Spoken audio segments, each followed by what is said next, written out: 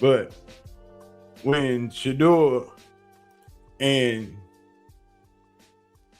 Todd Monkin met yesterday, it was all love. It was hugs and handshakes. You know what I'm saying? What's going in at? Oh, yeah. Hey, young man. How you doing? Welcome back to the States. How we doing, man? Good. Yeah, we tried to draft your ass last year. It's all worked out. Yeah. You remember that, right? Yeah, that's what I was about to tell you. Someday we'll get a chance to talk about that. Yeah. Yeah. Awesome. Well, sit down. We tried to draft your ass last year, son. And you and your father told us no. Because you didn't want to go back up Lamar. But we figured all this thing out. I got you. Todd Monkin been recruiting Shador since high school. He been trying to get his hands on him since high school. When Todd Monkin was the OC at Georgia, he was trying to recruit Shedeur. Offered him a scholarship, NIL money. But we all know Shedeur went to Jackson State with his father. Last year, in the draft, tried to draft him. But everybody on the radio want to assume that Todd Monkin was just doing it for the cameras. Well, damn it, if he been pursuing the man for 4 years, 5, finally got his hands on him, finally get a chance to coach him, what do you think? He's supposed to be happy. Y'all know where Deshaun Watson at, though. Deshaun Watson with his wife over there in Italy. They in Florence. They over there popping bottles, shopping with models, doing the doggone thing. Ain't nobody seen Dylan. We don't even know where Dylan at. Ain't nobody heard from Dylan. We ain't heard from Dylan's girlfriend. We just don't know. He'll show up when he show up. But Shedeur cut his trip short because he wasn't supposed to be back until yesterday, until Friday. He cut his trip short in Europe and came back to meet his new head coach because we got to get this work in. Coach, what your playbook gonna look like? I know yours is extensive and it's thick because Todd Monkin does not run one specific playbook. Todd Monkin's playbook is about like this big, thick, with all different plays in them from everybody's offense. Todd Monkin is an adjustment offensive coordinator, head coach now. He adjusts to the play on the field. He puts his quarterbacks in the best position possible to succeed, something we didn't get from Kevin Stefanski last season. As we sat here on Sundays with me screaming in this microphone, asking, when the hell are you going to adjust? When are you going to stop doing the same thing that you were doing in the first quarter? With Todd Monkin, you ain't going to have that problem. With Todd Monkin, ain't going to be no dinking and dunking. With Todd Monkin, we going down the field. Shedeur going to have some RPOs where he can run the ball. I don't know who gave them that idea that Shedeur wasn't no mobile quarterback and he couldn't run. Somebody didn't watch the footage. Somebody didn't watch him in college because all he did was run. All he did was scrum. All he did was run for his life. 704 with a $10 silver chat. Yo, Snacks. Monken was a coach for Carson Beck. What are the chances of them crossing paths again in Cleveland? Absolutely none. I don't think. The way Todd Monkin operates, I don't think he would want to draft another quarterback. He got 2. in Deshaun Watson and Shedeur Sanders. Shedeur Sanders and Deshaun Watson are two of the ideal prototypes that Todd Monkin likes to use in his offense. Both of them are mobile. That offense that Deshaun ran in Houston, he'll get to run it here in Cleveland under Todd Monkin.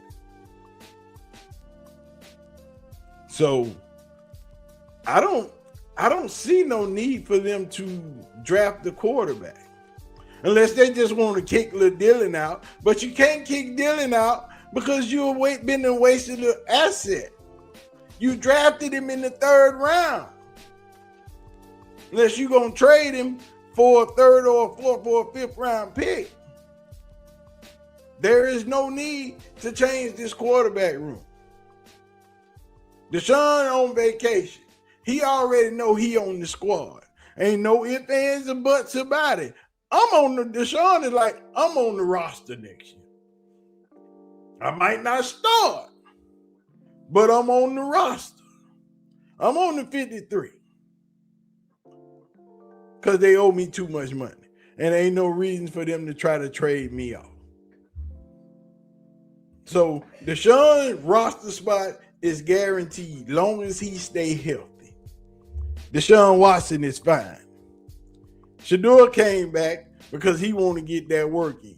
He want to sit down and have that meeting and have that dinner with coach. We want to talk about what we doing moving forward. How we going to progress. What type of receivers are you thinking about going to get in this draft? Who you thinking about going to get in free agency? You saw Andrew Berry in there. You think they were sitting around talking about nothing? No, they talking about draft picks and free agency.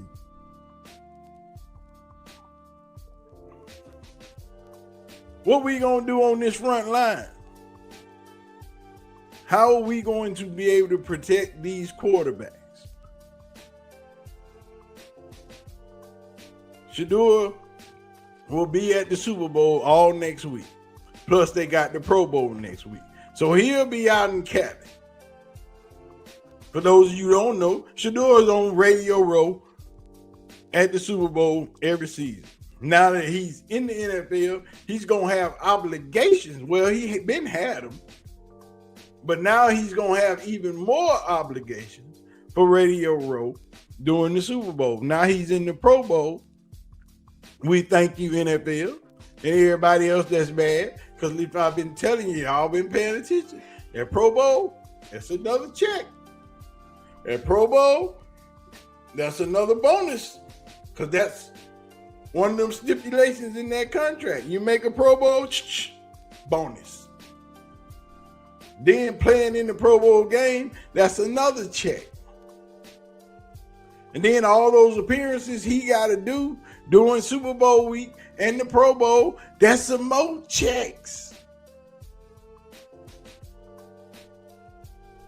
When Shedeur showed up, he wasn't in jeans and a polo. He looked like he had been out there throwing the football. Shedeur about that business. He about that work. Because he know all these haters out here want to see him fail.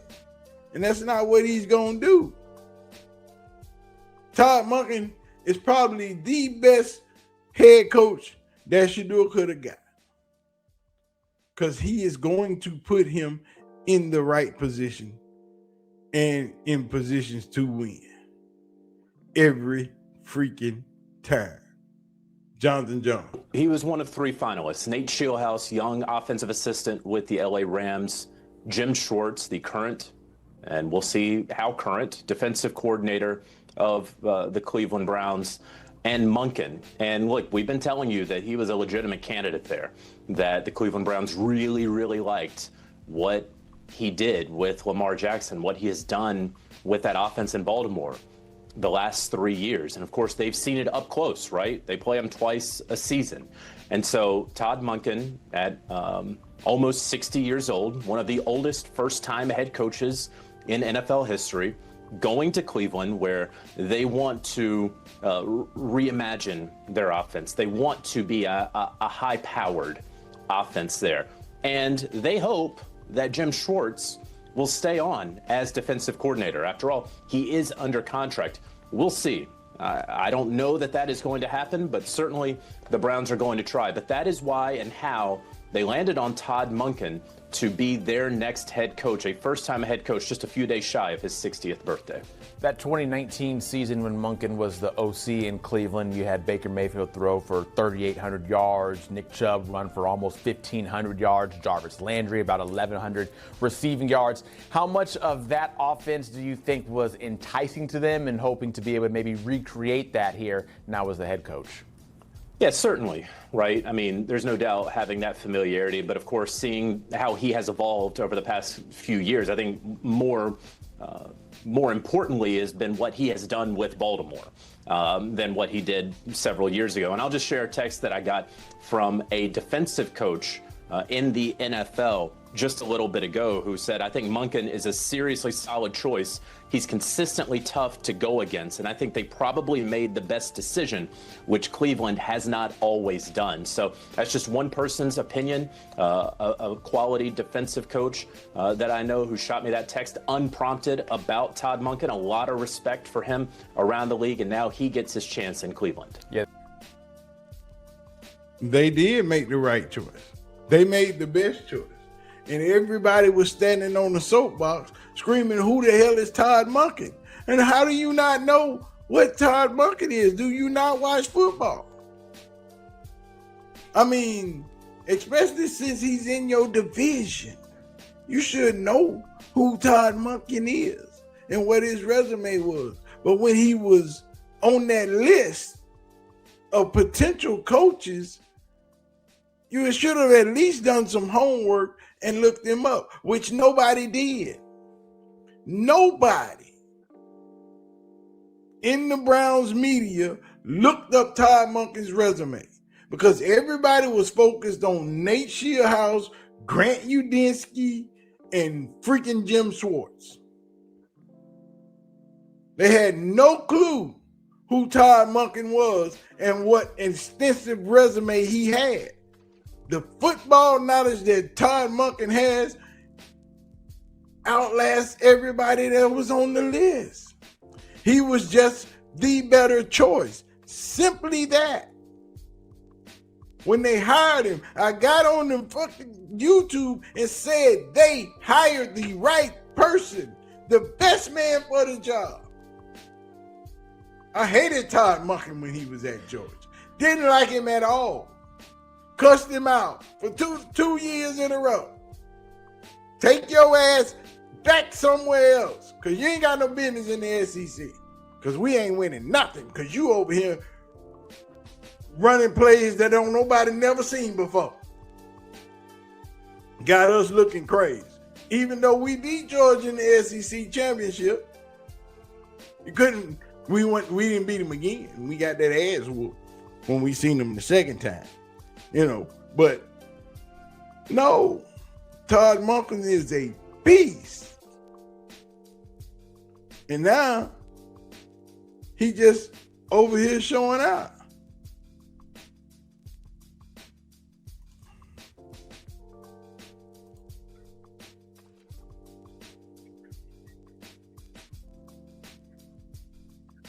It's a tough conversation. He knew how to be relational.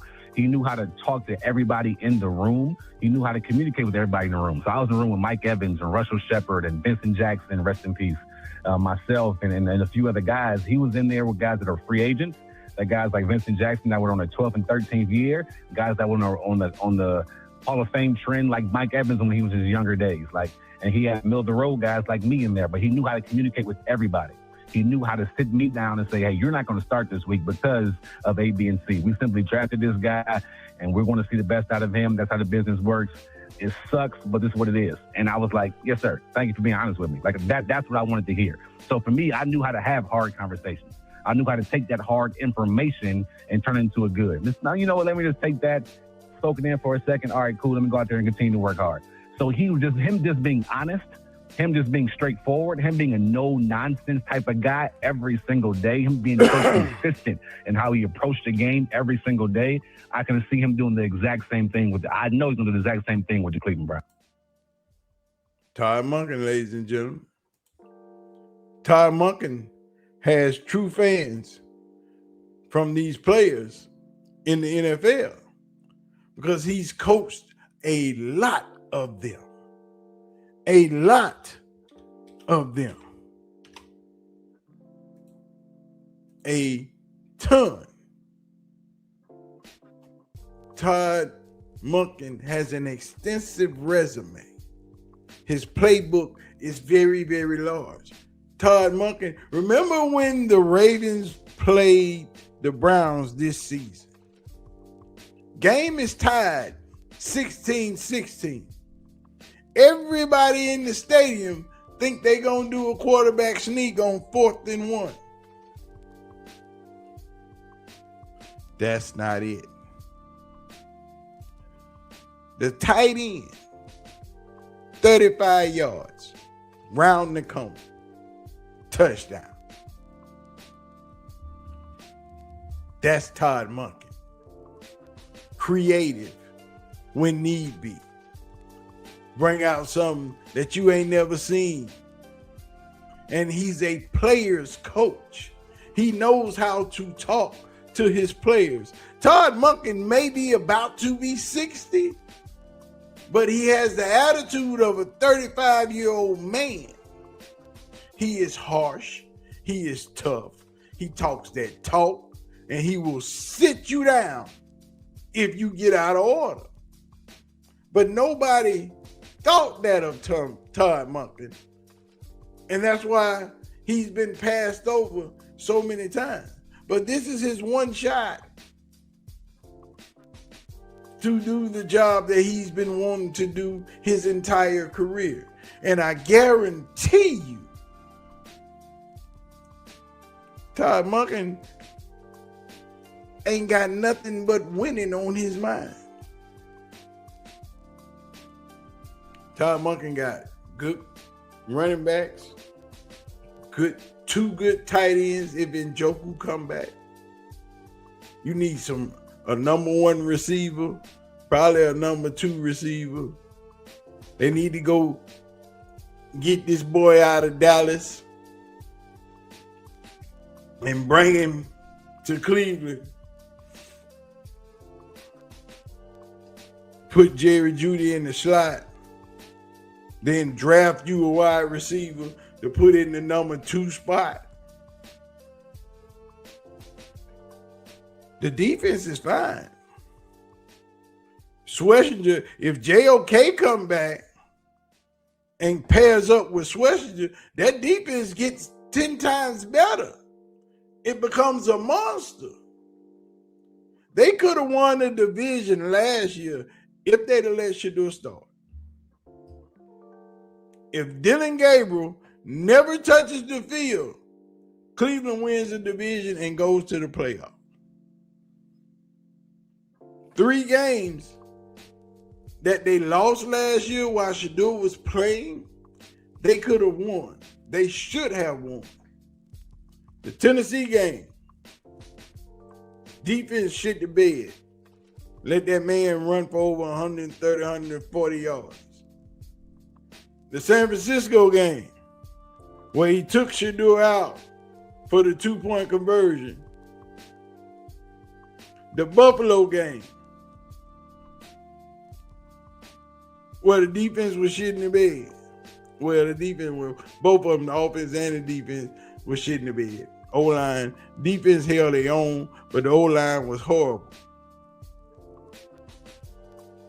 That's 6 out of the 7 games, because the Chicago game, they just didn't stand a chance. That is 6 out of the 7 games that Shedeur started that they should have won.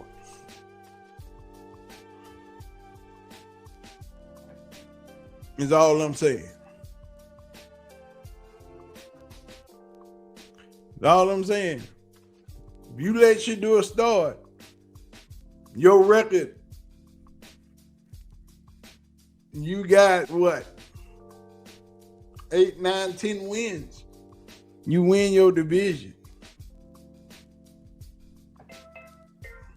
But they would have beat Cincinnati.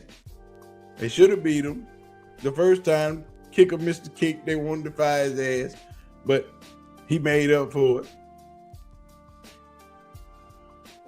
Should have beat the Steelers, but you started Dylan Gabriel the first time. Had him throwing 60 passes into the dirt. You win that division if you start Shedeur. But now you got a head coach that played in that division.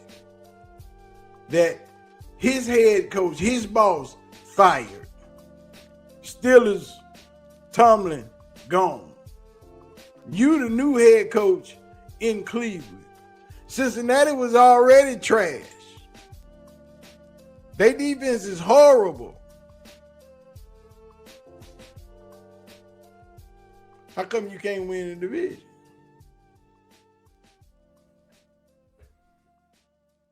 That's what I'm saying. Kevin Stefanski was coaching to get fired last year. He wanted out. Andrew Berry forced shedeursanders on that field, but he forced him on there the right way because Kevin wouldn't listen. I keep telling y'all,